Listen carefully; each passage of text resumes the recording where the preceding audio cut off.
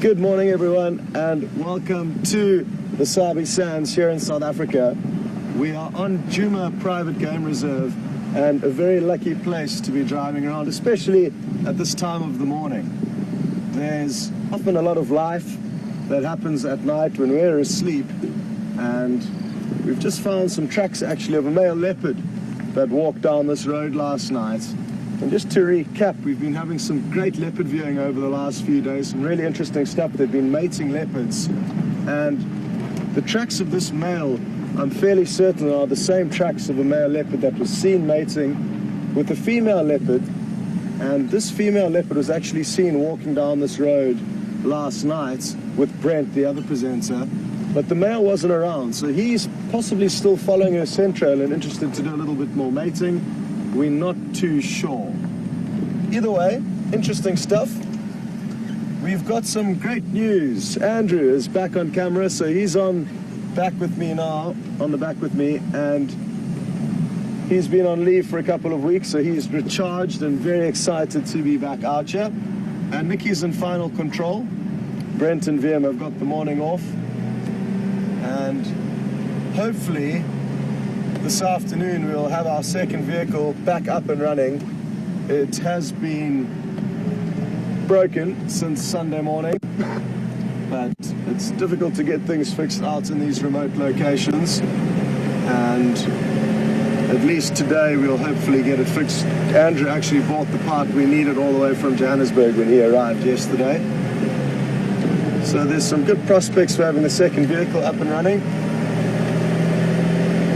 Now, this may seem bizarre, but instead of following the leopard tracks, which continue down the road to the left there, I am going to veer off and rather go and have a look at the hyena den sites.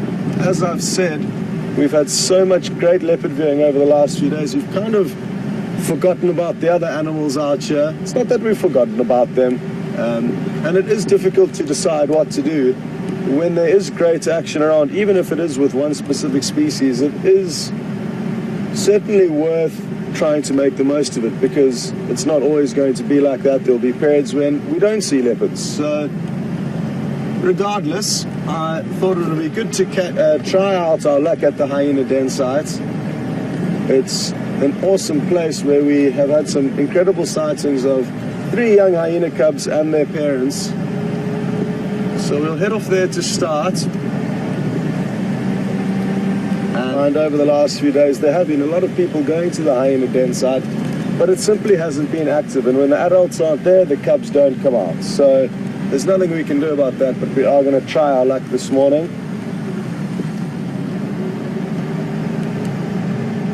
It's a cloudy day here, so not sure how long it will last. The sun can often come up and start to burn the clouds off, but for now we have complete cloud cover, and that'll mean it'll keep us nice and cool.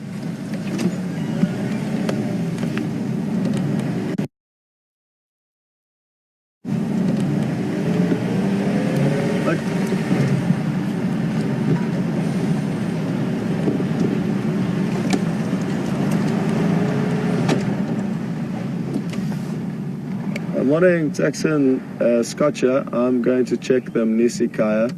Those tracks of what look like Mvula heading south on Philemon's Dip, possibly following Kwatile. But I'm on Philemon's cut line now, heading towards the den sites.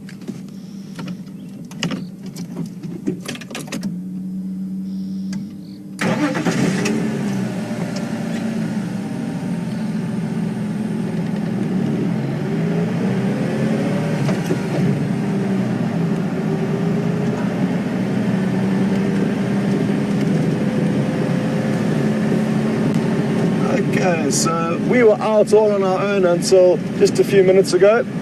Taxon on another vehicle with guests has started his morning drive, and for those of you who are new to the SafariLive experience, and there are new viewers every day, so welcome on board firstly, and secondly, it's important to understand that it's not just us out here. If it was, we would really battle to find lots of animals. We need to work as a team, and we do that with the other rangers in the area, and the radio is a vital tool for us to be able to communicate and share between one another, and also discuss routes and plans so that people can try and spread out and search in different areas.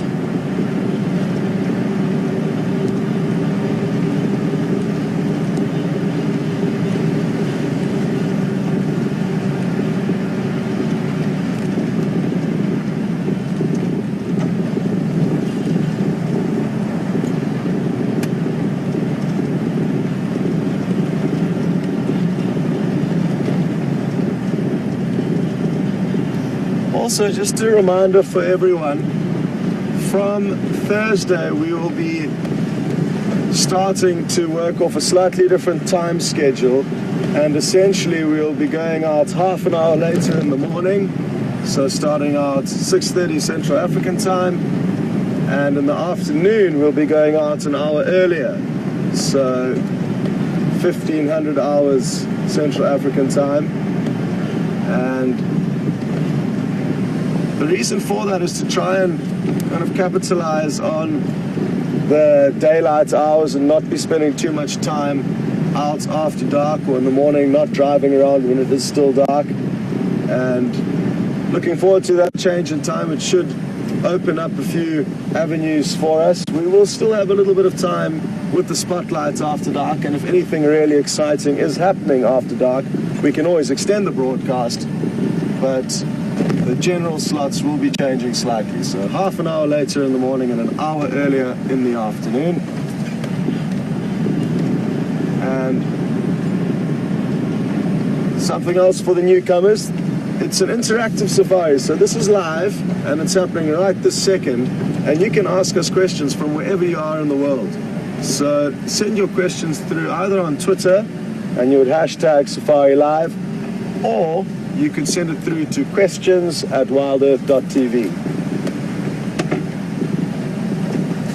And Nikki in the final control room will try and go through all the questions. There are hundreds that come in, so it's difficult to answer everyone's, but Nikki will filter through and choose questions and relay them to me on an earpiece.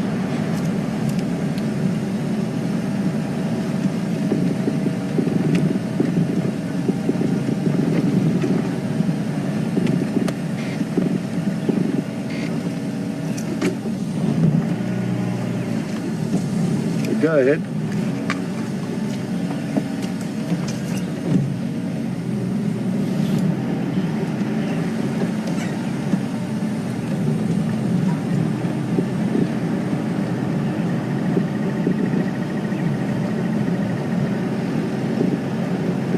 Yeah, it doesn't matter, you can try. I think you should try.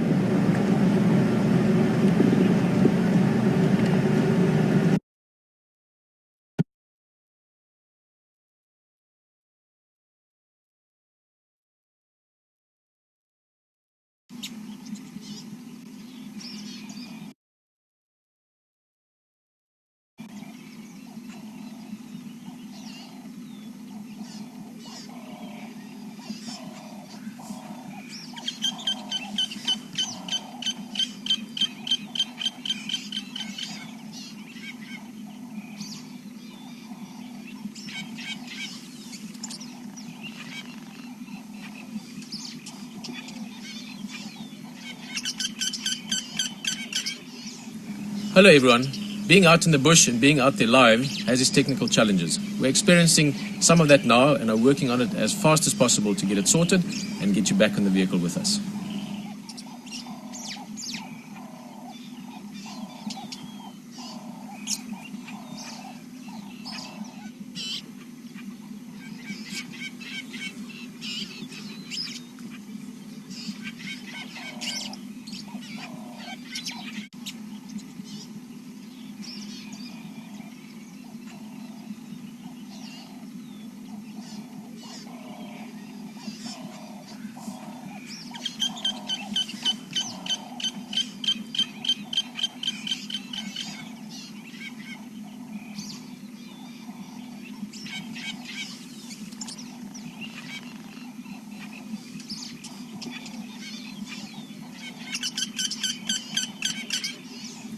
Hello everyone.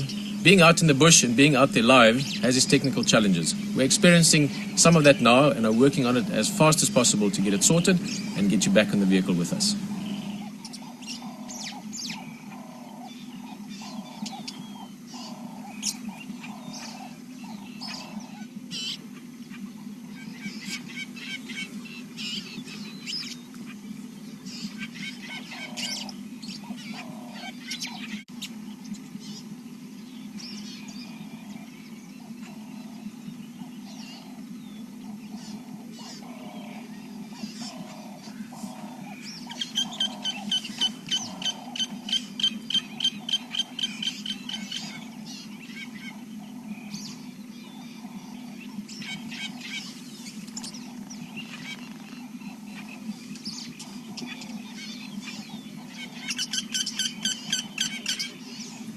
Hello everyone.